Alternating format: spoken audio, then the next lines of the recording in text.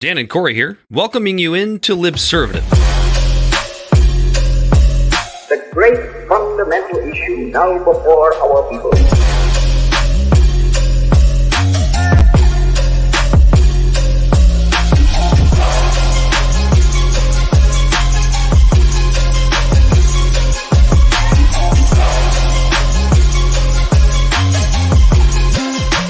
We, the people, cannot turn back.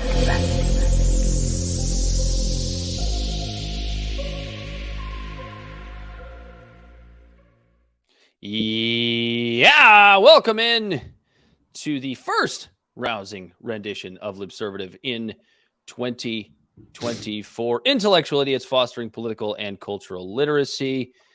He, as always, is Corey Walsh with Bell the Bodysnatcher on the ones and twos. And he's Dan Griffin. We got here's why we have a good episode today. I think we have a good episode every week, but I feel like this one's going to be particularly good because I think both of us, in fact, all three of us, did what most sane people should do when they're in the world of politics, whether it's just a hobby of yours or whether you are at least attempting to make it a profession like Corey, myself, and Bell. You really should just take some time off during the holidays or take some time off while you're on vacation. And I think we all three of us kind of did that. So we're playing a little bit of catch up as we do this episode. But I still think we've got some good stuff for you today. Did you do that, Corey? Because I do that like that week between Christmas and New Year. I'm like, I mentally checked out. I dive in a little bit, but it's like very, very minimally. I'm really just focused on hanging out with friends and family and playing video games and being lazy and shooting pool and stuff I enjoy doing through that week. So we're playing a little bit of catch up as we begin the first episode of 2024. And the way you can tell is that the episode that we've done now as the last episode of the year is our kind of recap of the year and our predictions for 2024. Like we don't really talk current events at all during that episode. And I think I like that. I hope the listeners like it. If you don't, let us know because we'll change it, but probably not because it's going to be like 6 people that are like, this is a stupid episode. Okay, don't listen. Fuck you. Bye. You know what I've been reveling in the last week, Dan? I don't, but you're going to tell me. You might be able to guess by my attire.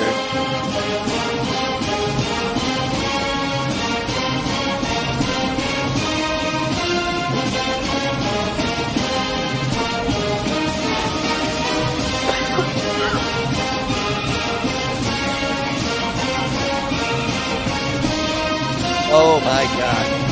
That game. Can we talk about that game for 1 second? I just want to say real quick, if they could throw Jim Harbaugh in prison, and Michigan Wolverines are still going to get it done. Amen. That's a fact. They proved it 3 times. 6 times, technically, but 3 times that counted. Oh my God, guys, I got the hiccups. Corey's got some wicked hiccups, so we do apologize to our listening people. I just been drinking all day. Damn. I was drinking all day Saturday because I was texting you and Bell about the national championship semifinal game. I was like, look, choke artists again. They're choking again because the last 2 years in a row, Michigan football has absolutely blown it. Dude, you did. You threw the towel in like mid fourth quarter. I didn't know before that. Well before that. Because they looked like shit. When the first play of the game, when your quarterback throws an interception. Like, let's be honest. You got really lucky that homeboy's heel was on the sideline and it ended up being called back. Oh, my but he threw God. pass, the luck. The difference of a game mattering by 3 inches. Michigan's missing field goals. They're missing twice, because then there was another interception, but the guy had his foot out of bounds when he jumped in to catch it. Do you remember? That was the other interception. I know there was 2 interceptions. I know. I'm sorry. Fucking hiccups, dude. We're recording at 7:40. The hiccups started at 7:37, and I was like, "Oh fuck, nervous. Guys, I got hiccup." You're nervous about what? You're nervous. First show of the year, Jesus. To the start of what's. Let's be honest. Hopefully, this coming Monday, Michigan goes out and beats Washington, and we start the year with a national championship. But after that, it's going to be a shitty fucking year. And how do we know it's going to be a shitty year? Because it's election year. It's an election year, and we know that the two major choices are going to be Donald Trump and Joe Biden. If you thought 2020 was contentious, this is going to be, I think worse. I really believe that. So I feel like it's going to be less, actually. I don't know if you guys know why this, but this is about an hour ago. Mm-hmm. They actually released a couple hundred documents pertaining to the Epstein case and the list of names. I'm going to retrieve that if I can. Go for it. That's something we'll probably have to save for next week. I think that's something we're going to have to go through with a fine tooth, because I know that the flight logs were supposed to be coming out with a lot of redacted names and what have you. So we'll have to see what this actually says. So if you're looking at that right now, right? Because immediately, as soon as the list started coming out, I was starting to read a little bit about it, and I saw that RFK Jr. flew on the plane twice, and immediately the cognitive dissonance wheels started turning. And I'm like, wow, he said he wasn't in 1993. He was with his family the whole time. And so you can go two routes with that, right? You could either throw RFK into the trash with everyone else. You could see some nuance in the flight logs. But if you give nuance to the flight logs, then all of a sudden that gives nuance to the people that you think are on the list that you immediately think are pedophiles. So like there's a little bit of... That's kind of why. Well, that's kind of why. And I've been saying this for a while. Like, do I think that Jeffrey Epstein is a horrible person? That goes without saying. Do I think that he had high-profile individuals to his island specifically for exploiting underage girls sexually? Yeah, I think that's probably the case as well. However, I also think that the reason Jeffrey Epstein was able to become so rich and become so high profile, but yet also be kind of under the radar for so long, because let's not pretend like Jeffrey Epstein was some celebrity that we all knew about in 2005, right? Because he wasn't. I think that a lot of this was the island itself, and the things that occurred on that island are strictly being used to blackmail high profile people, which is how he got so rich, which is how he got so so I guess highbrow without being necessarily high profile. So I think there is going to be a lot of nuance to this, because do I think that everybody who ever took a fucking photograph with Jeffrey Epstein is a pedophile? I think that's fucking ridiculous, because I think, in fact, I know, I'm not going to get into your guys' personal lives, but I know that we've all associated at some point probably with a pedophile in our lives, right? We all have. We didn't know it. But it's like, because I took a picture with a pedophile 20 years ago, does that make me somehow a horrible person? Does that make me a pedophile? No, and you're right. Like, does that make me somebody who needs to be investigated? That's kind of what I... Go ahead, Bill. I said that's what I came in to say. You can't assume that everybody on the list is just guilty. Yeah, and really, and that's why that would be wrong. I'll finish with this. I'll finish with this, Corey, and then I'll let you go. Like, RFK Jr. has said multiple times, I think not multiple, but a couple of different times, that he had been on Jeffrey Epstein's plane. Not to the island, but on the plane. On the plane, right? And he's given the story of the couple of times he was on that plane. Me and my wife and my kids, we took the plane and we went fast. He said why he was on there. He said that his wife had some sort of friendship or relationship with Ghislaine Maxwell, and that's it. That's all there is to it. Like, and Jeffrey Epstein, RFK Jr. is a guy that's saying, yeah, look, this stuff all needs to be made transparent. We all need to see this. We shouldn't hold any of this. It's interesting, right? He is the only one that's on the list that's actually outspoken about releasing. Yeah, like why would he be advocating for it? Like I feel like the first instinct is to just believe him. I mean, I don't know. No, you're right. See. And it is. It's so that's what I'm getting at. Like, we're all of a sudden, we're everyone on the list. I don't want to say emotional attachment, but I had no dog in the race and no sort of like affection towards them. Where RFK seems like he's actually a pretty decent human being, except for the Israel stuff. Except for the Israel stuff, he's acting really war hawky about stuff like that. But like before that, like Bill Gates, fuck him, he's a corporate billionaire. Bill Clinton, BlackRock, State Street, Vanguard, fuck them. Yeah. Bill Clinton, we know he's crooked as shit and he's getting BJs in the White House, which is fine.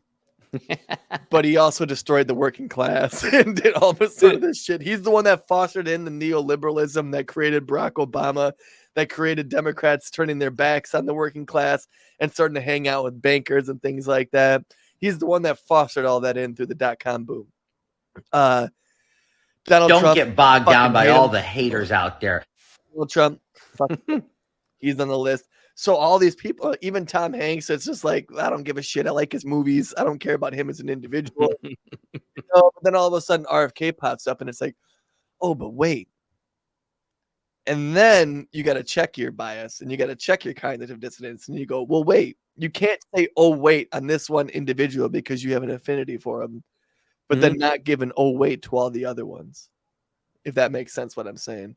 I mean, that's why I feel like well, maybe there were people that had no idea hanging out with him because they didn't know that when he wasn't with you, he was a different person, because it sounds like that's the type of person he was, is influential and being hobnobbing with all these rich people. He sounds like he might have been one of those people that reflects your personality to make you like him. Well, and I think that's was probably kind of part of the plan all along. He was going to compromise certain individuals and be able to use the compromising of those individuals to perhaps compromise other individuals. Like Prince Charles caught dead to rights. Not Prince Charles. Prince Andrew. The other one. Sorry, Prince Andrew. Yes. You're right. You're right. But yeah, so like I think I don't. It's going to be one of those things where I don't think we're ever going to know the truth about most individuals. There might be a couple that come out and get tried and prosecuted and outed as pedophiles or whatever. But I think for the most part, it's just going to be this, well, were they or weren't they? Like basically now till the end of time, there's going to be all sorts of like YouTube influencers that are going to be like, why was this person on Jeffrey Epstein's plane? I think we're just going to see that from now to the end of time, or now until nobody cares anymore, which could be next week or it could be 10 years from now. Who knows? Where we're just going to see this constant barrage of like, there's more information on Jeffrey Epstein's. Yeah, and that is it's not even necessarily a hot take, but to like thinking about that, right? Like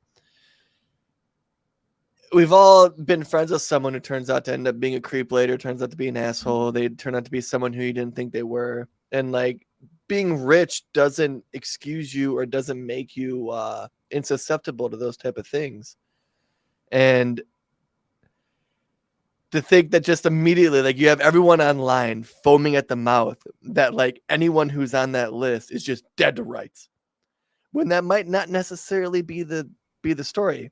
You know how we would have found the story?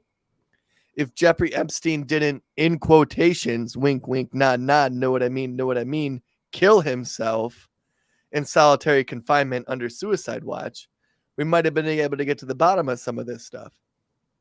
But because that those loose ends were tied, no pun intended, because it might have been the tying of a knot of his own making or someone else. Well, that's a lot of secrets died with him. That's another thing that's really interesting, right? So there are a lot of folks out there, and like I completely understand this. Oh yeah, right? the flight logs are just the end all be all. That no matter what, if you even were in the same room as Epstein, you're a pedophile. Just like when it comes to Epstein's death, right? Like if I were a betting man, okay, and we knew that the truth was somehow going to come out at some point. If I were a betting man, I would say that he did not kill himself. Okay. So I just want to preface. I just want to preface what I'm about to say. Give away the password, but my Wi-Fi's name is still Jeffrey Epstein did not kill himself. So, I want to preface what I'm about to say with that. There are far too many like goofy pundits out there that sit there and go, "There's a 0% chance that Jeffrey Epstein killed himself." There's not a 0% chance. It doesn't look good. It looks really fucking suspicious. But yes, it really could have been that it's the not cameras fucked up, cameras fucked up, and that the guards fell asleep. That is a possibility. How big is that possibility? I'd put it at about 10%. Yeah, but about it is a about the same possibility. percentage as Ohio State winning the national championship next Monday. Well, that's 0%. So that's not right. Yeah, I know. I did that on purpose. But I'm just saying, like, when people get so caught up in the the dive. Let's dive into what really happened here. They lose track of the fact that yes, it doesn't look good, and yes, we need to know exactly what happened.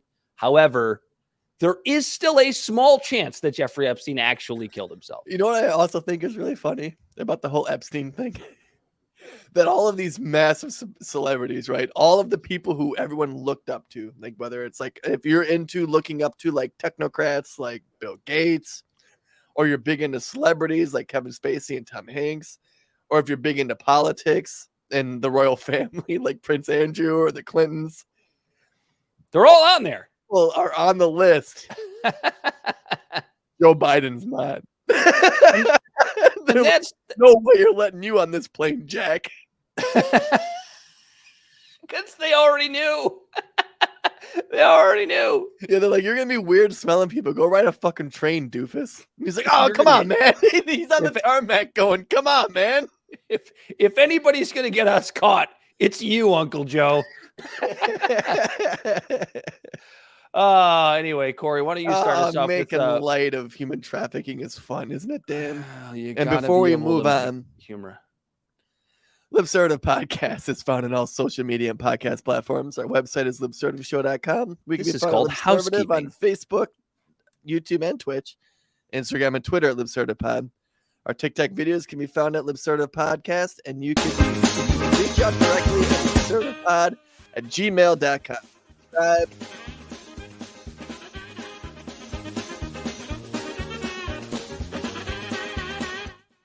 I started that a little late. Sorry. Yeah, you blew it. Sorry to all. What did you learn in school this week, Corey? Oh, man. You don't even know. I'm going to save the other one for a conversation so we can dive a little deeper on it. But you know what I learned this week? That cats suck. And it's kind of piggybacking off of Bell's topic a couple weeks ago. I was going to say, what is it? What is it with you guys and cats? What are you they fucking Googling suck, during Dan. the week? What are you guys constant... researching during the week? It's literally the Ohio State versus Michigan type shit. It's cats versus dogs, man. And dogs are better than cats. And right now, we're finding out that after I close this ad, kids with cats have more than double the risk of developing schizophrenia. And that apparently, so there's this drug, there's this disease, it's called toxoplasmosis. Toxoplasmosis. And when you have a kid, that is something that the doctors always tell you, like if you're a mom and you're pregnant, don't deal with the cat. Yeah, keep away from the kitty litter. Don't deal with any of that. But more and more studies are coming out, finding out that kids in households who have cats are way more likely to develop schizophrenia because of this disease that's just riddled in their shit. And we just let them shit in boxes in the house. This sounds like a correlation versus causation thing. No, I'm on so I grew up with cats. I don't have schizophrenia. Yeah, anyone who has schizophrenia is going to say that, Dan. Okay. So I found a dumbed down article about this because like the other articles were on NIH, and they're published articles, and no one's going to read a published article that's peer reviewed, Dan.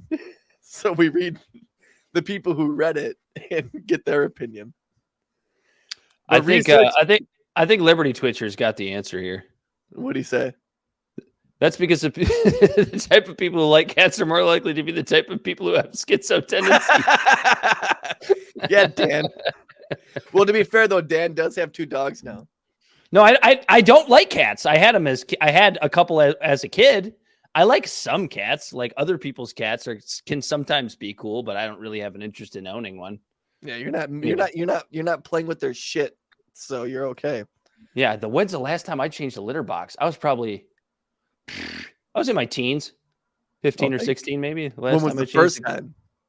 I don't know. It's probably 6, 7, 8 years old. I don't know. Jesus fucking Christ, Dan's got schizophrenia. Toxoplasmosis. Toxoplasmosis. But yeah, no, there's just a bunch of cat ownership and schizophrenia-related disorders and psychotic-like experiences. A systematic review and meta-analysis was published in Schizophrenia Bulletin. The team details the connections between youth cat ownership and later-in-life schizophrenia-related diagnosis. It makes me nervous, Dan, because you know how many fucking times I changed the litter box as a kid? It was one of my chores. I think you're good, man. I think if you're going to be a schizophrenic, you'd be one by now. You think I'm good, Corey? Yeah, I think you're okay. just keep taking psilocybin. You'll be just fine. Does psilocybin fight schizophrenia? I probably fights everything else, according to Nick Gillespie, anyway. What I learned in school this week, Corey, is I learned that it is actually easier to change the worldview. Liberty Twitcher goes, cats got into my soft water tank and peed in it, and I showered in cat pee tinged water for months. I'm toast. Yeah, he's fucked. Or she. I don't know. What I learned in school this week, Corey, was that it is easier to change the worldview of a Klansman. Yes, a Klansman. Than it is to change the worldview of a shitlib identitarian. Ooh. That's actually a really hot take that has a lot of weight to it. You're right. Is it a little based? A little based. So here's why I feel that way. Because I was actually, I can't remember what made me do this, but I was looking into the work once again of Daryl Davis, right? You're familiar with Daryl Davis. We've talked about him before on the show. Daryl Davis is a musician who has taken it upon himself. I should say a black musician. And the only reason I mention his race is because it is actually relevant to the story. Daryl Davis is a black musician who has taken it upon himself to turn Klansmen away from the Klan. And he has done such a good job of it that he has a multitude of Klansmen's robes that Klansmen give to him when he has essentially convinced them from the cult to come away from the Klan. And if you tried to do that with an identitarian, phony liberal shitlib, they wouldn't even bother to have the conversation with you. They'd shout you down. They're not going to have a conversation with you with regards to why their worldview is wrong, yet a Klansman will have a conversation with a man like Daryl Davis. With a black man. And not agree. And Daryl has mentioned this a multitude of times in various interviews that he's done. Like, it doesn't just happen overnight. He doesn't just turn a Klansman in one conversation. He doesn't just yell at him, "You're a racist," and they're like, "You're right, exactly. Take my robes." You're right, take my robes. He has conversations with them. Like, if that only worked. And through nuanced conversation and sometimes debate, eventually these Klansmen come around to realizing that their worldview is bullshit. You're not going to get that with a shitlib identitarian. No. The minute you say something that they disagree with, or the minute you try to convince them of something about their worldview being wrong, they're going to shut you down. They're going to call you a bigot. They're going to call you a racist. How do you change the worldview of somebody like that? You just shut them down. You just keep telling them that. No, because I've been in those conversations. Like, I would say 90% of my conversations that I'm talking with someone that has an opposing political view of me, most of the time, I would say 90% of the time, if I like minimalize the conversation to a class issue that, like, no, guess what? Our personal ideologies, we may disagree, but in a country like ours, we can afford to disagree.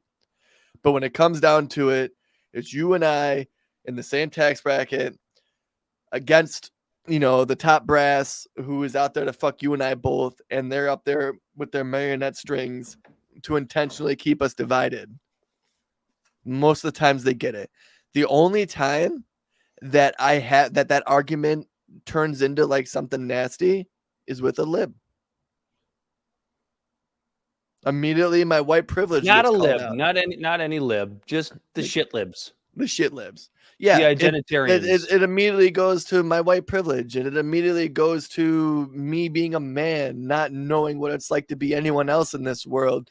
And it's like, no, I get that you're I get that I haven't walked in your shoes, but I am very open and try to be very perspective about the situation that you're in.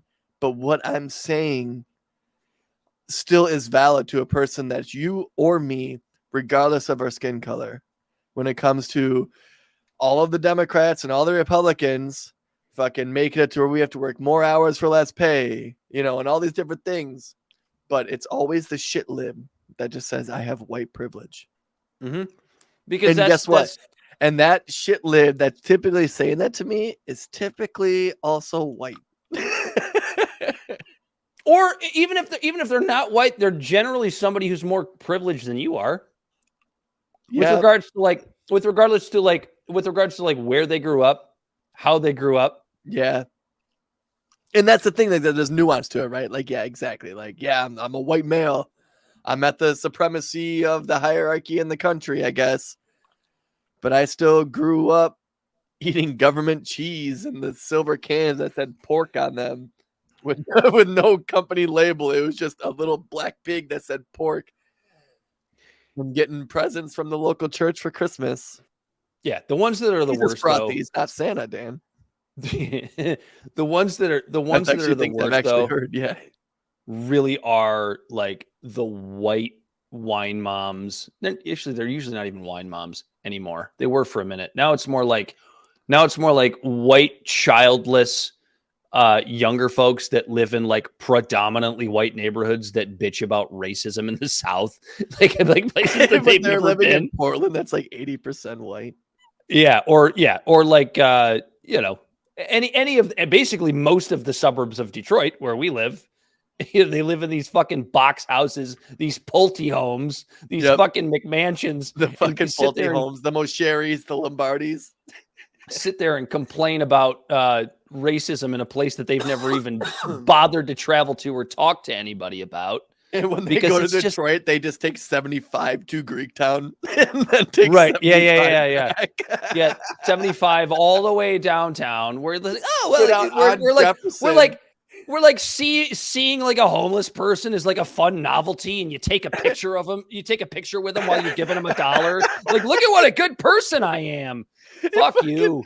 Oh my God. So this story would only, like, this is only funny to people from Metro Detroit, but you fucking take 75, spit out on Jefferson, park at the Greektown Casino, take the monorail. The people mover? Yeah. Take it to Cobo Hall for the auto show, and then you go, yeah, I go downtown. What? I go to Detroit all the time. I go to the casinos. I go to the occasional Tigers game. I monorail the whole way there. I make sure I plaster all over social media the pictures that I take with the homeless people while I'm giving them $50. Hashtag Detroit versus everybody. Yeah, or a McDonald's cheeseburger. Like, fuck you, Chloe. Go back to Bloomfield. Hey, I will say, though, that every time I've gone to Greektown, every time I've walked outside, there is at least 20 to 30 people fighting. Right in the middle of the street. Every time.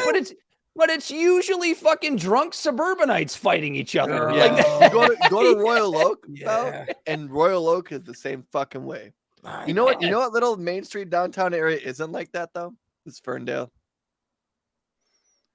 Ferndale is not like that. Ferndale's very happy. Everyone gets along. There's a lot of this.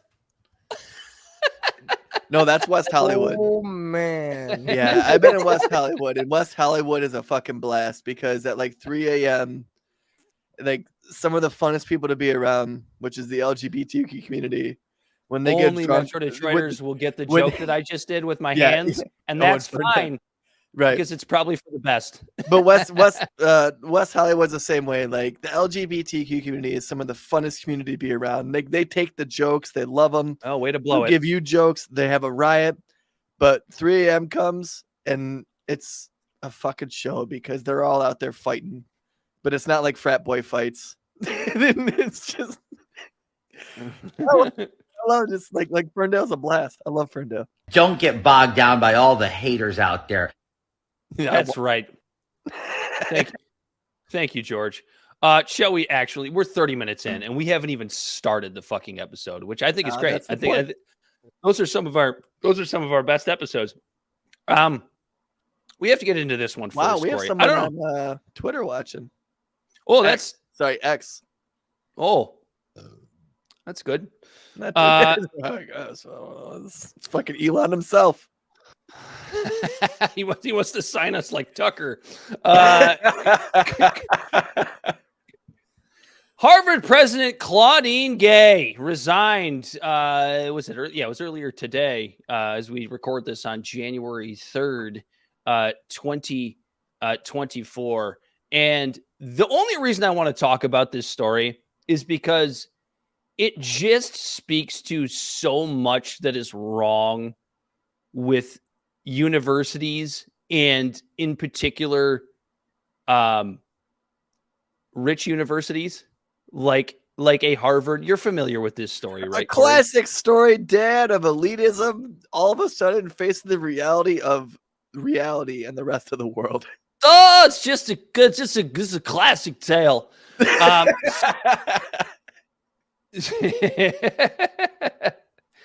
So, shit, I lost one of. Oh no, here it is. Anyway, there was a New York Post piece from earlier today that kind of breaks down exactly what happened, and the reason for why Claudine Gay was essentially shit canned, but really resigned. So, embattled Harvard president Claudine Gay is fending off accusations that she plagiarized numerous portions of her 1997 PhD thesis in direct violation of Harvard's academic integrity policies. Documents obtained by journalist Chris Rufo. Listen, I understand it's Chris Rufo. I got my issues with him, but if he's telling facts, let's listen. So here we go. So Chris Rufo and Chris Burnett posted on X, juxtaposed political scientist Gay's paper with either works of several authors and academic scholars, which in some passages are replicated nearly word for word. In one example, taken from page 12 of Gay's dissertation, Rufo points out that the now Harvard president seemingly, quote, lifts an entire paragraph, end quote, from a 1990 paper by Lawrence Bobo and Franklin Gilliam. Appearing from the University of Wisconsin or something.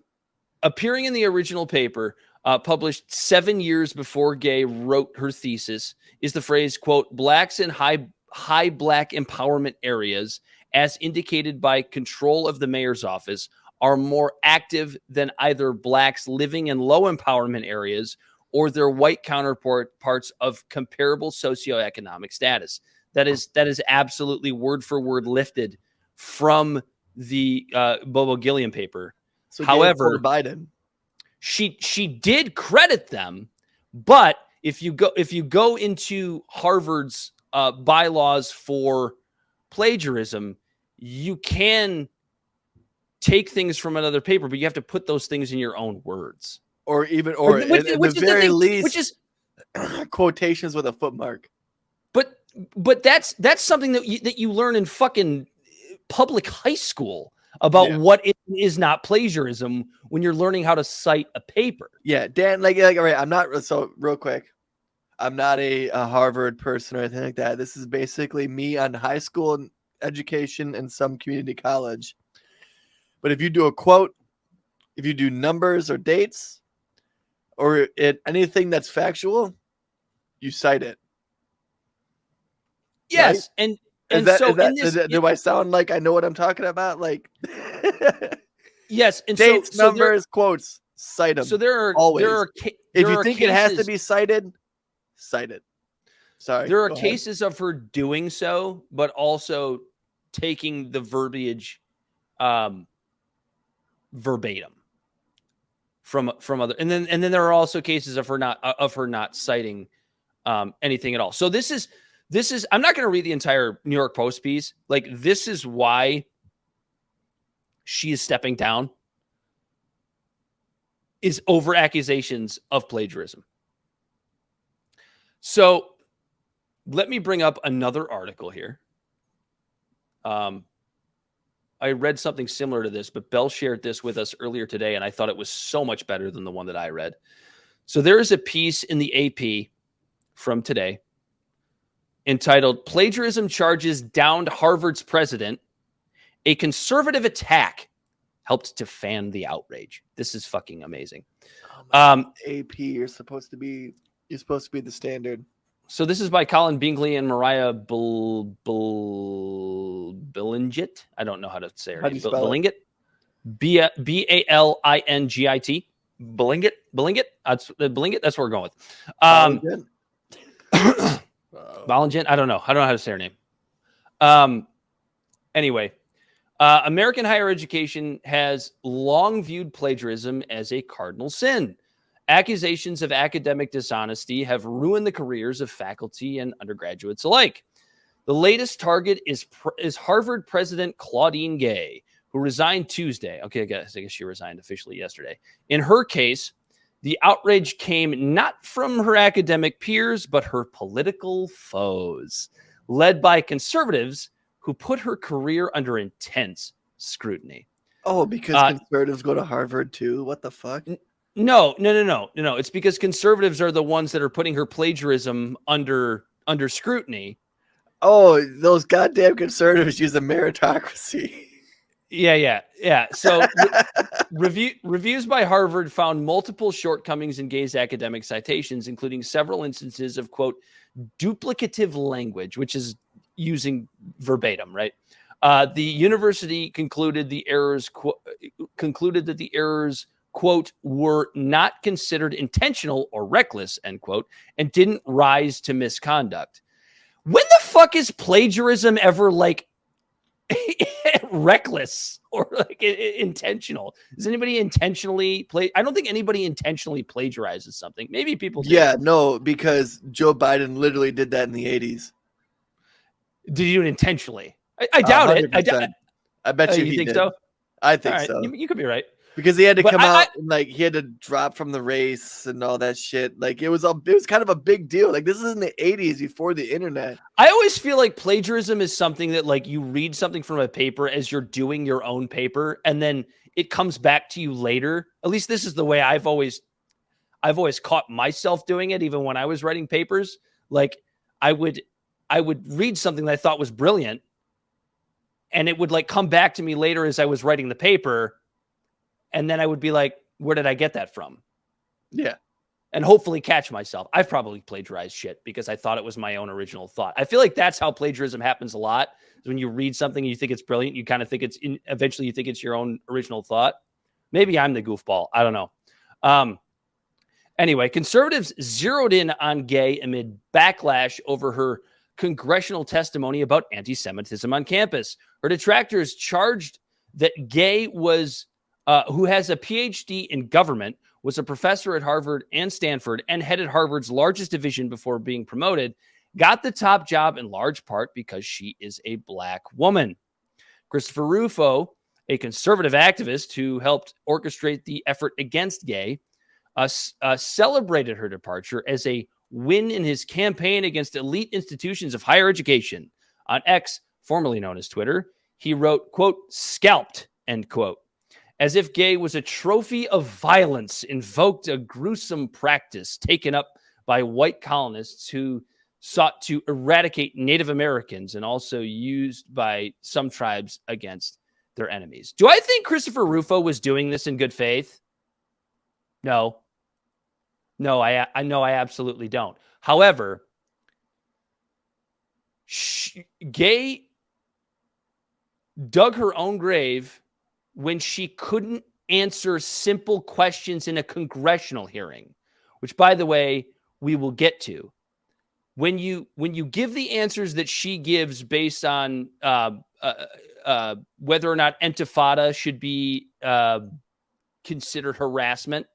And there actually is a gray area there that maybe we'll get to at some point during the show. But all three of these Ivy League and top tier presidents, none of them could speak to calling for the genocide of Jews being considered harassment on campus. Right. And so that's where this, so never mind. So Chris Rufo dug into them. Yeah. And found out she's a plagiarist. She's just copying other people's work, which makes jobs a hell of a lot easier when you just copy China intellectual property theft. But so when it comes to the whole gay thing, first off, what I want to say is I love her last name for this conversation.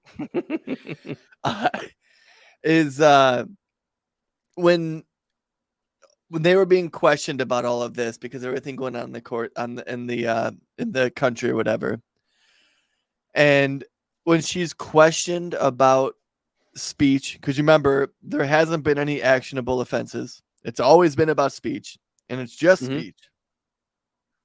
And you got a bunch of kids on the campus running around, calling for Intifada and this stuff of this, because they're a bunch of dumb fucking kids.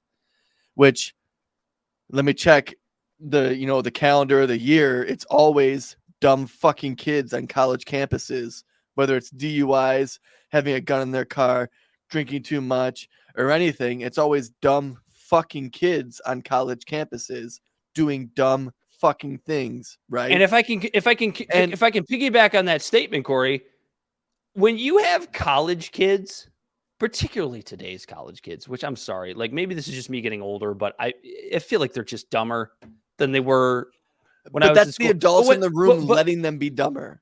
But when that's what I was going to get to. That's a great point. When they are the representation for your cause, when college kids are the voice for your cause, you know that it's either A, completely wrong, and in this case, it's not, but B, it is either A, completely wrong, or B, it is the lowest common denominator of representation that you can possibly have for your cause. Because we both have empathy for the folks in Gaza, and we understand the protests that are taking place. But when your representation is college kids, get the fuck out of here. Anyway, go ahead. I hope you didn't lose your train of thought. No, I didn't. So here's the thing. Her answer, like now when it comes to the context of when she said it, was fucking shitty. But what the answer she had was literally the answer that college deans would have had since like the 20s or the 30s or the 40s. And it would have been fine. When they said, is this speech on your campus hate speech and is this violence and is this harassment? All of these deans said, well, it depends on the context.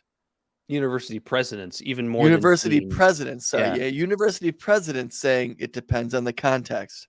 Now that answer would have been pristine in the 60s, in the 70s, in the 80s. But the problem is as soon as student loans and the colleges realized that it was a gambit that they could just scheme and con and make each one of those students that are out there protesting, that's not an individual student. That's $250,000. That's $100,000. That's $75,000. Those are all price tags of that protest isn't students marching. That's $6 million marching. Okay.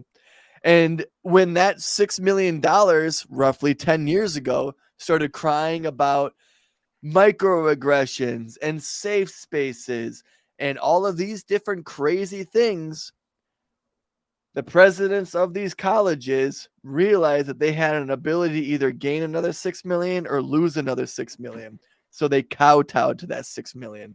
And they sat here with this money and let this money dictate their policies to where they had to create safe spaces and they had to create this idea of hate speech and microaggressions And it worked great for a while because there's a lot of minorities that people had sympathy for in our country based on our own country's historical atrocities. Don't forget the most important one, Corey. Words are violence. Yeah, words are violence. It's weird too. It's weird too, right? Because silence is violence. Words are violence, and also silence is violence. So which is it? And so they sat here and built up this shit just to cater to these students, and then it got turned on its head. And then when it got turned on its head and they didn't want to turn on their millions of dollars in students, they went back to their policies before they let these students dictate what was happening on the colleges. Now and said, we care about free it's speech. Context. And, so sometimes, it's, speech, sometimes it's in context. And everyone is just like, the fuck did you just say? and their head was rolled. And they all got fired. To where it's the snake eating its own tail, and I fucking love seeing it because I hope me not having the Harvard PhD or the Harvard fucking doctorate, I'm hoping that they all fucking see this too. And it's almost like, hey, maybe it is a little bit of c'est la vie, live and let live. Maybe we just don't say anything, let the government come in and shoot our students. Kent State. But that's a long time ago. But still, what I'm getting at is they sat on this pedestal chasing the dollar bill because they wasn't any of the plans they made and any of the policies they made wasn't based on principle or values. It was based on the dollar bill in the very beginning. So when all of a sudden the principles and the values changed, but the dollar sign didn't change, they flip-flopped on their principles and their values, and they got their hand caught in a cookie jar. Yeah, free speech is. And then I also want to add that I love all the headlines and stuff. Yeah, and I love all the headlines and all of this stuff because I keep seeing NPR and stuff post, "Gay is out." Yeah. Is this the end of the LGBTQ movement? Straight is back in. Dude, I would literally piss myself laughing if they hired someone with the last name Straight just for the poetic justice of it all. How about George? Is he still alive? George Santos? George Strait. Oh, George Strait. Oh, the troubadour? Yeah, he's still alive, right? Oh yeah, he's out there singing about Amarillo by morning. I'm sure he is. I'm going to continue to say. I'm going to continue with this ridiculous. George Strait's a country singer for anyone who doesn't know. Well, they could have looked him up, Corey. We didn't need to tell him that. I'm going to continue with this AP article because this is just fantastic. In Gay's case, many academics were troubled with how the plagiarism came to light. Never mind that it came to light. They're troubled with how it came to light, Corey, as part of a coordinated campaign to discredit Gay and force her from office, in part because of her involvement in efforts for racial justice on campus. Her resignation came after calls for her ouster from prominent conservatives, including Representative Elise Stefanik, a Harvard alumnus, and Bill Ackman, a billionaire hedge fund manager who had donated millions to Harvard. So it's like, never mind the fact that she did the thing that was wrong. The AP article is suggesting that they don't like how the wrong thing came to light because they did it in bad faith. It's like if I murder somebody and then somebody that the public doesn't like is the person that tells the cops that I murdered that person. Like, oh, God damn it, Alex Jones should have just kept his mouth shut. Yeah, I think, yeah. It's like, if Elon Musk didn't tweet about it. The campaign against Gay and other Ivy League presidents has become part of a broader right-wing effort to remake higher education, which has often been seen as a bastion of liberalism. Republican detractors have sought to gut funding for public universities. This is true. Roll back tenure, also true. And banish initiatives that make colleges more welcoming to students of color. Disabled students in the LGBT community. Is that a jab at affirmative action? It's a jab at trying to take down affirmative action. Right. They're saying that they're trying to disparage people of color from going to the colleges. Right. As if when the as percentage of minorities going to these colleges are in the top 1%, regardless of the color of their skin, the black kids and the Asian kids that are still going to these colleges are still very, very elitist. Yes. So regardless exactly. of the color of their skin. So the way that is written, it makes it seem like, and I'm no conservative, you know this. Hopefully by now our listeners know this. But the way this is written, it's making it seem like doing away with affirmative action, which is something that we now know over the past 35 years just hasn't worked. And there are reasons for that, which we won't get into today, which we have on older episodes. You can go back and find those. That trying to get rid of these things and trying to get things like DEI off campus, things that we know don't work, that are demonstrating that they don't work, is somehow conflated with trying to keep people of color off of campus. Like that's what conservatives want. Conservatives want to they want it to just be all white universities. It's like, what conservative pundits, what conservative thinkers have ever said anything close to that? Like, I'm sure there are some dickheads dickheads on Twitter, whatever. Not any conservative, but I can think of Joe Biden. Joe Biden is, okay, that's close. Maybe Nick Fuentes. Poor kids are just as smart, just as bright as white kids. Just as smart. Yeah, poor kids are just as smart as white kids. So you're gonna love this part, Corey. You're gonna love this part. So Walter Bell, you can just nod. Did you read this whole article? The whole thing. Bringing Bell in. Oh, you didn't read the whole thing. I didn't read the whole entire thing. I was reading it, and then I got into another article. I'm reading it now. Dude, I read enough. Dan or Bell, that is one of my biggest faults, is reading an article, but as soon as the first link pops up, you click that link, and then you start reading that article. And then that article, the first link that's hyperlinked, you click that, and you end up in this deep dive, and you get a lot of good information. Yep. But it's nowhere near the original article on what you originally planned on reading. Well, even then, it's like, I read enough. You read enough. Well, it's all coming in. Walter M. Kimbrough, the former president of the historically black Dillard University, said what unfolded at Harvard reminded him of an adage from his mother, a black graduate from the University of California, Berkeley in the 1950s. As a black persona in academia, quote, "You always have to be twice, 3 times as good," he said. End quote. Quote, which in the 50s and 60s, let's be fair, that's true. That's 100% true. Absolutely. Even quote, now, there's probably a grain of truth to that. You stick out. There are going to be people, particularly if they have any inkling that the person of color is not the most qualified, who will label them a, quote, DEI hire. Like they tried to label her, Kimbrough said. Okay, I'm going to say something here. Look at her record. She was a DEI hire. Look at the fact that she wrote 11 papers, which I'll give her credit. That's a hell of a lot more than I've ever written. She's never written a single book. Well, you both have written hundreds of papers. We're just not peer reviewed. Don't Correct, sell yourself correct. short, Dan. Correct. When it comes to the standards of Harvard, her qualifications were astronomically lower than a Harvard president has ever been before. Does that mean she was hired solely based on her skin color? I don't think that there's any way we can necessarily prove that, but that is a legitimate question that could be asked. Right. And it sucks because he almost sees it, right? He almost sees it to where it's he does see it. That's why he's saying it. He does see it. Right. Where he's in denial about it. Yeah, exactly. Because like when you look at like black people who are in seats of power, you know, like Barack Obama, he didn't get to the place he was because of his skin color, but he got there because of his like connections and things like that. He ended up being a piss poor president because he was hooked up with the banks.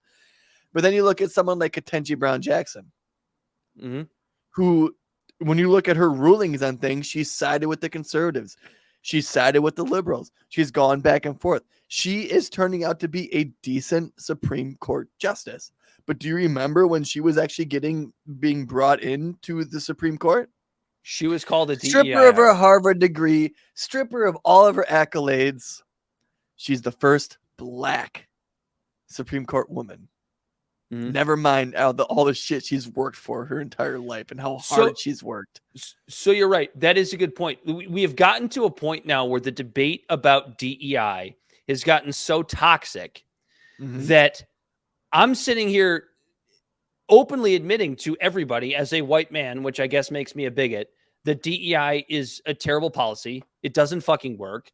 There's no merit based on it.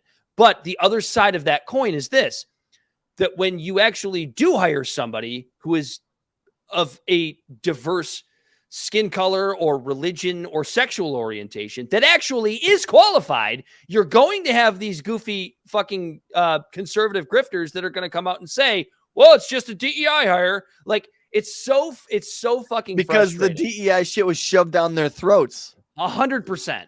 Yeah. So it's like, what do you call it? The boy who cried diversity? I don't know what you call it. But it's just another example of why DEI is so toxic and why it doesn't work and why it's such a problem. I tell you what, Dan, of the tens, if not hundreds of black people I know, none of them give a shit that there is a black president of Harvard. No. And it's maybe because we're all a little bit poor and middle class and lower middle class, but we don't give a shit that a representative represents the color of someone, because guess what? They could be black, brown, purple, blue, green, pink, doesn't fucking matter. These elitists who are a different skin color being put into elitist positions do not change the day-to-day living for anyone that isn't an elitist. Other than being able to go, look, things are getting better for you. There's someone that looks like you there. And they're like, yeah, I'm still struggling paycheck to paycheck. This isn't bettering my life whatsoever. So here's we God continue. damn, does it look good on paper? John Pilasaro, a former interim college president who now works for the Markulis Center for Applied Ethics, said instances of plagiarism deserve to be evaluated individually, and that it's not always so cut and dried. Then why the fuck does Harvard have policies on it? If it's not always so cut and dried, why do they have policies on it? It says, quote, you're looking for whether there is intentionality to mislead or inappropriately borrow other people's ideas in your work. Pilasaro said, quote, or was there an honest mistake? I think cutting and pasting full paragraphs from other people's works is probably pre-AI. I don't know. Pre-AI. It doesn't look good. Without commenting on the merits of the allegations against Gay, President Irene Mulvey, the American Association of University Professors, said that she fears plagiarism investigations could be weaponized to pursue a political agenda. Quote, there is a right-wing political attack on higher education right now, which feels like an existential threat to the academic freedom that has made American higher education the envy of the world. No.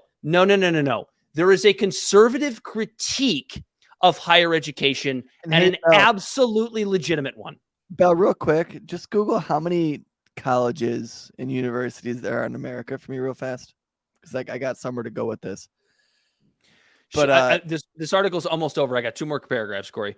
She worries Gay's departure will put a new strain on college presidents, in addition to their work courting donors, policymakers, and alumni.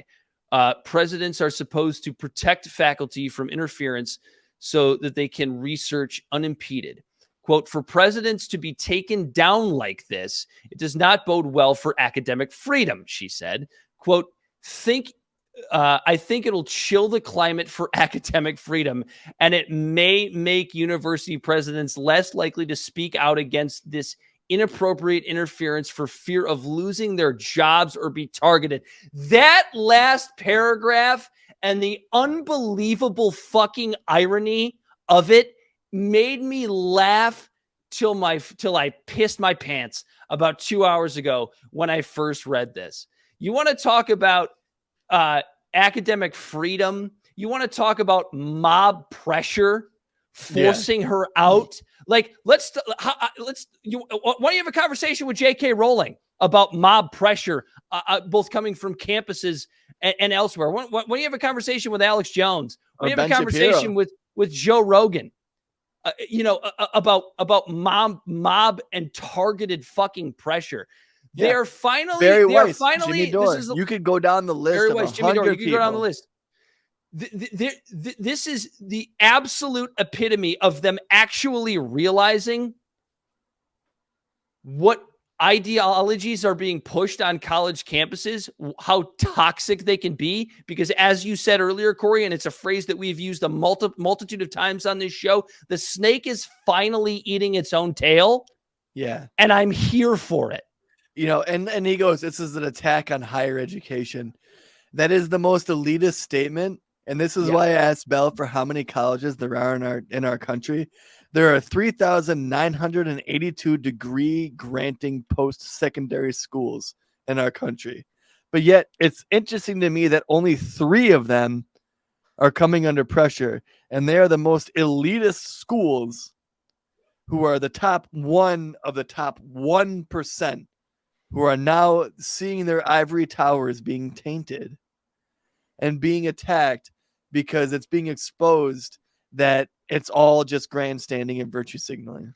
You want to know, and we can wrap it up with this. Does that make sense what I'm saying? Like it absolutely makes sense what you're like, saying. you know what? Like my community college right now isn't being harassed or attacked by some conservative group.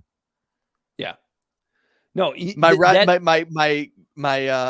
the college that like my actual like college that I attended for a week before I couldn't afford it it's anymore. Funny because you're wearing a Michigan hat. You're wearing a Michigan hat, and I'm talking about community college, but Michigan doesn't deal with this shit. That's another prestigious university that they do, not to this degree. I know enough people that have gone to that university recently, and I know enough people that live in Ann Arbor. It's there. Like the DEI shit is definitely there.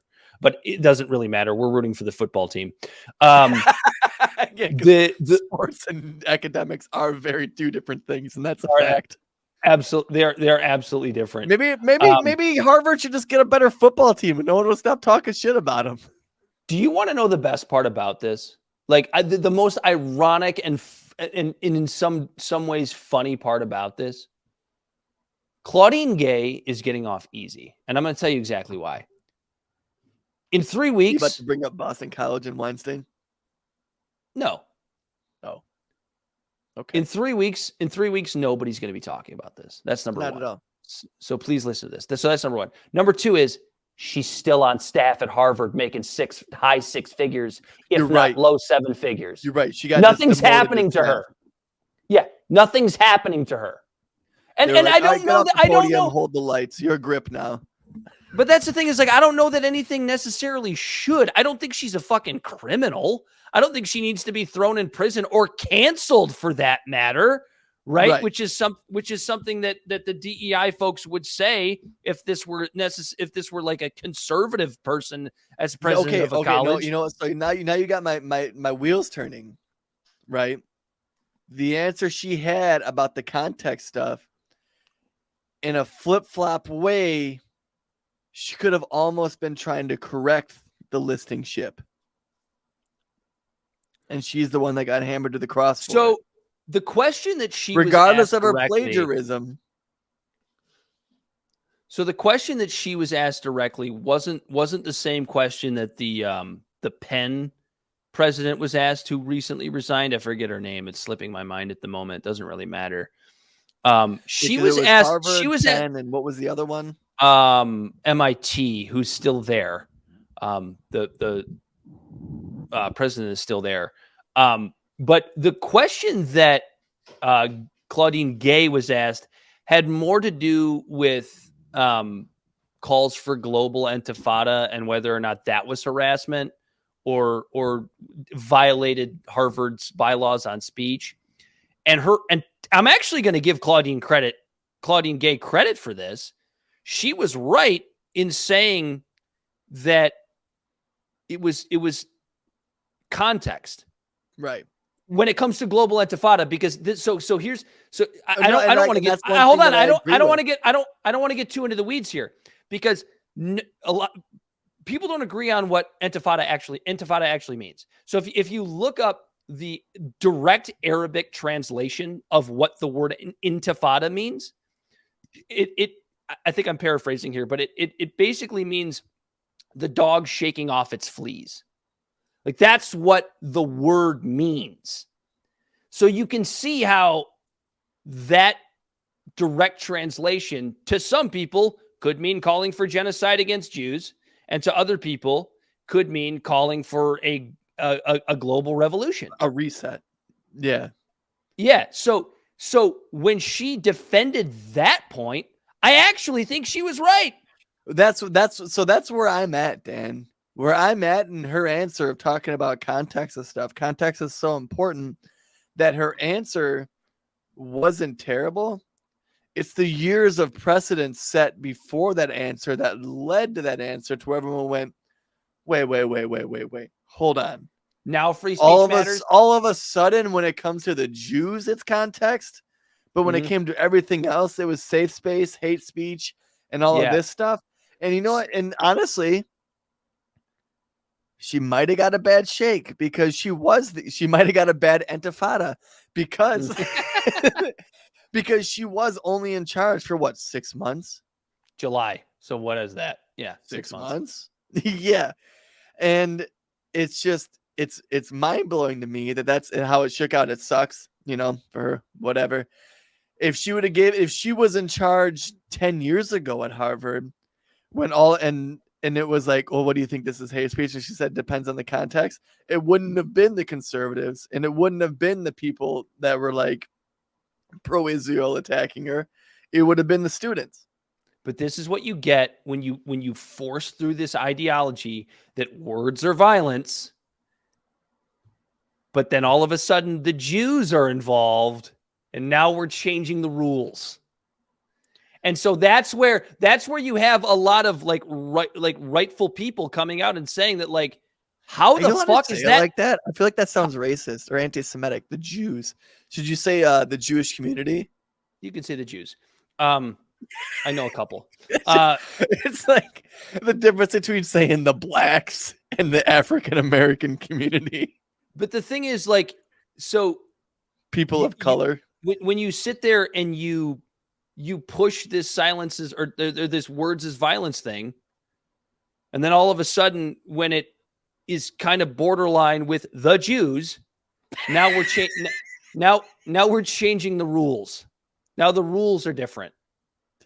Does that make sense? Yeah, as soon as the Jews get involved, I understand what you're saying, Dan. Wink, wink, nod, nod. Know what I mean?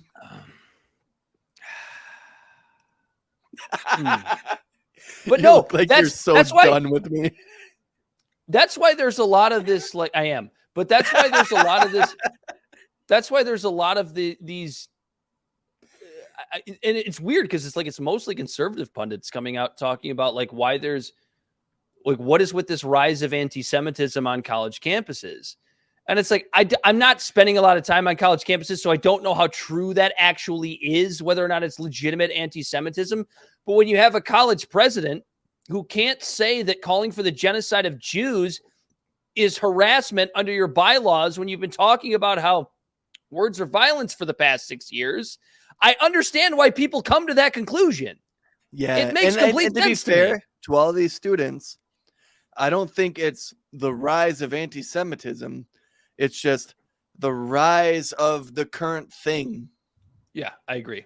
You know what I mean? I actually wholeheartedly agree with that statement. Yeah, you know what I mean? It's just the rise of the current thing. They're outraged about this. They're outraged about that.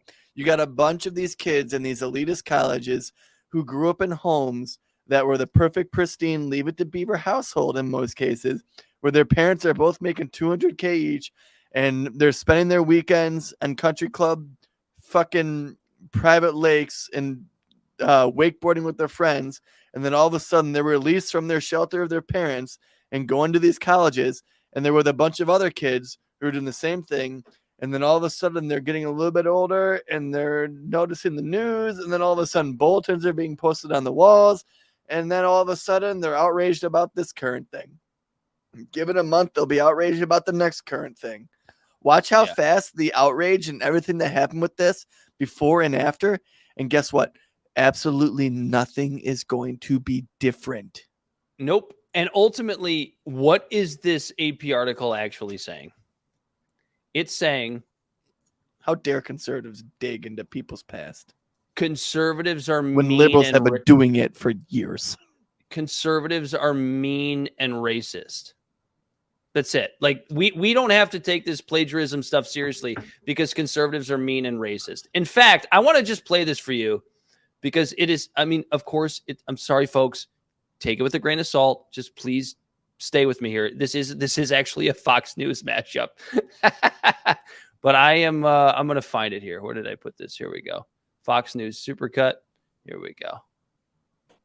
And of course, liberal pundits are going to bat for Gay. Fucking Jesse Waters. God damn it. What happened to Claudine Gay was mob pressure. There is this sort of open war on Black progress, Black history. Claudine Gay, the president of Harvard University, at least up until she resigned, is now the latest casualty of that. There very much is a racial component. I don't think it's fair to say all of her critics were racist, but certainly a few of them were. It looks as though she was targeted. The fact that she's a Black woman and the first person who is a Black American to lead Harvard only added to their thirst to dethrone her.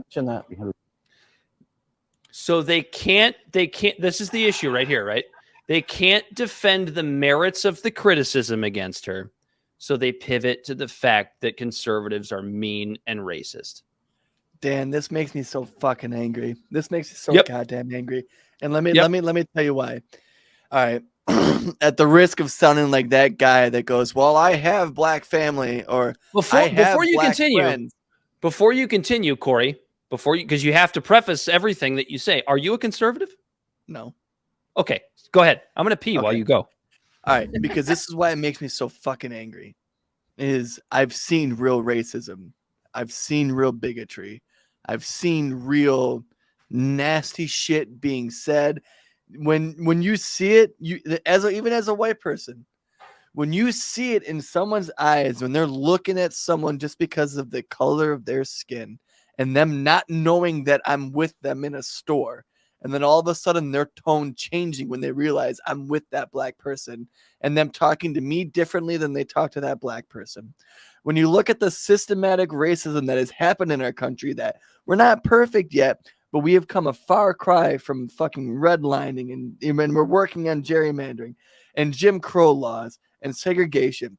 And when you see or when you hear people in a bar actually being racist, when someone is fired for their incompetence and then you immediately call it racism, all that does is take away the strength of that word that is supposed to have the power of the same thing as calling someone a motherfucker.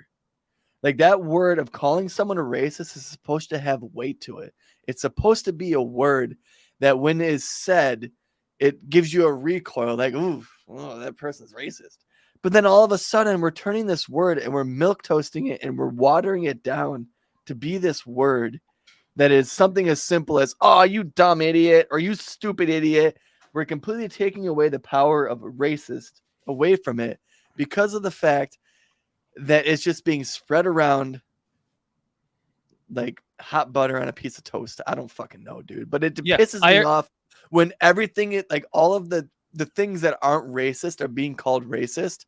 It's muddying the conversation to where when the things that are really racist, now those things that are really being racist are being equivalent to the things that aren't racist.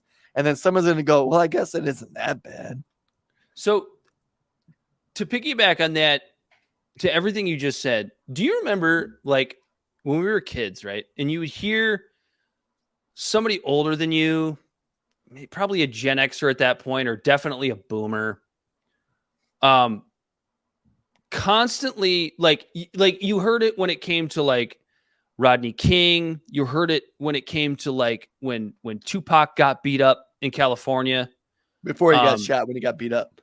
Right, when he got beat up by the cops in California. You heard it from like white boomers and even some older Gen Xers that would be like, oh, they're just playing the race card. They're just playing the race card. They're trying to get away with doing something bad because they're playing the race card. And we're giving these fuckers credence.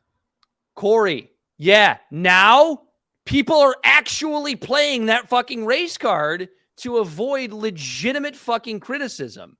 And you're dealing with God, I hate quoting George W. Bush, but the bigotry of low expectations.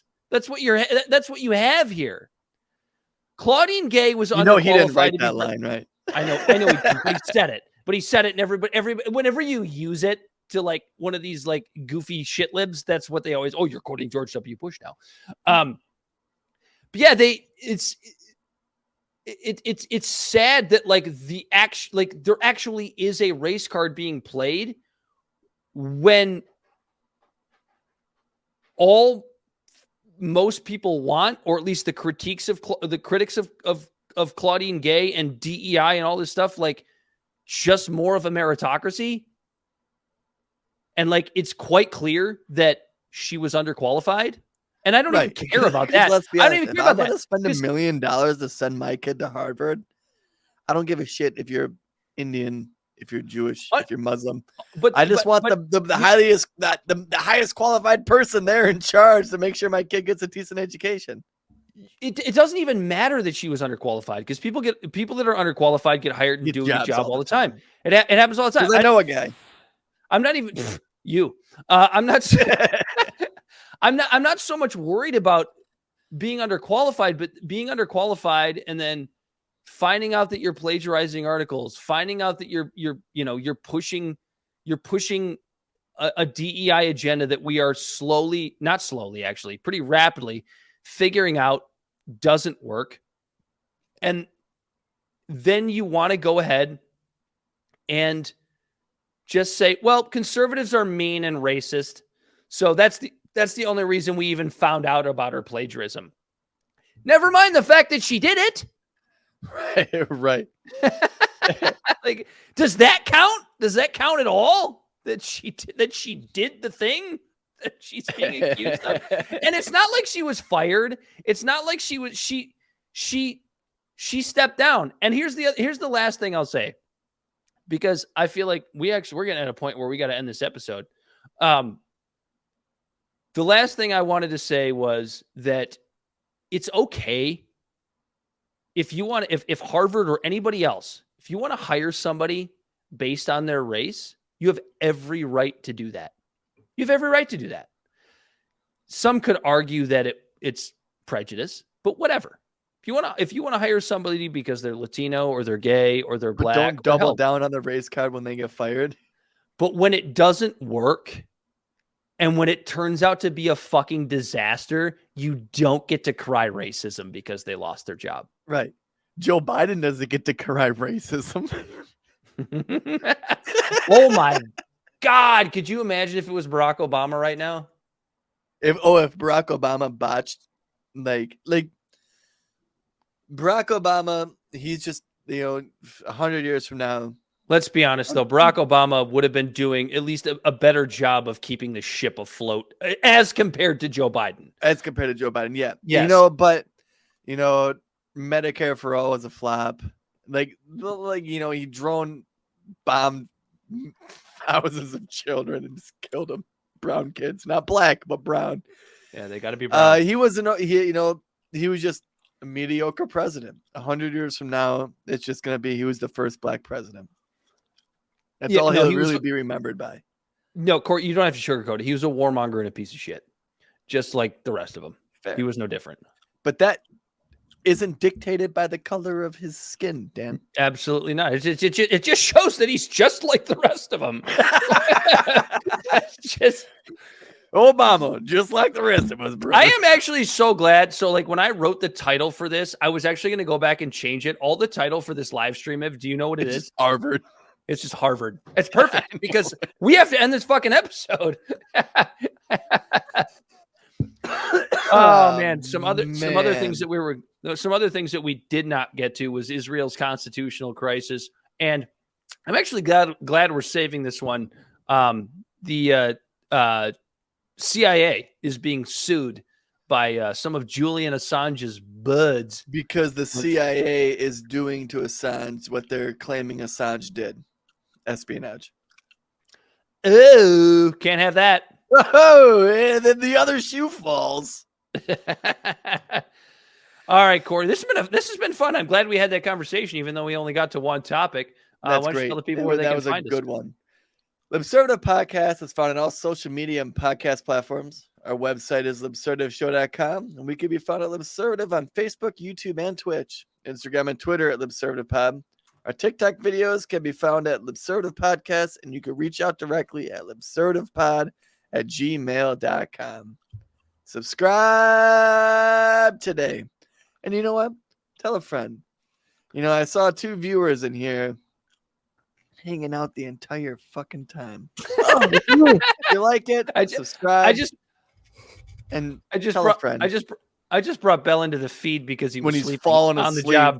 No, I got my chair leaning back, bro. Hey, you know what? He's cheerleading. like Homer Simpson. When it matters, when the meltdown's about to happen, he stops it.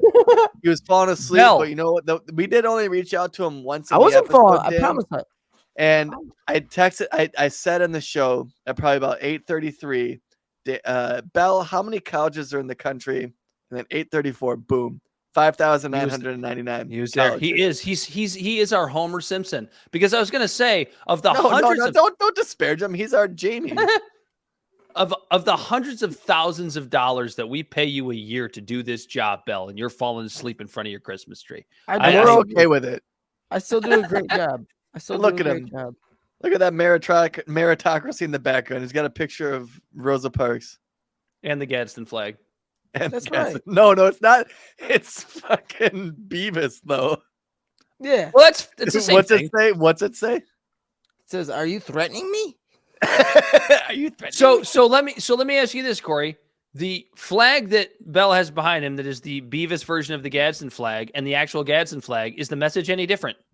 Not at all. Not at all. It's the same message. So there you go. So no steppy on snake, Dan.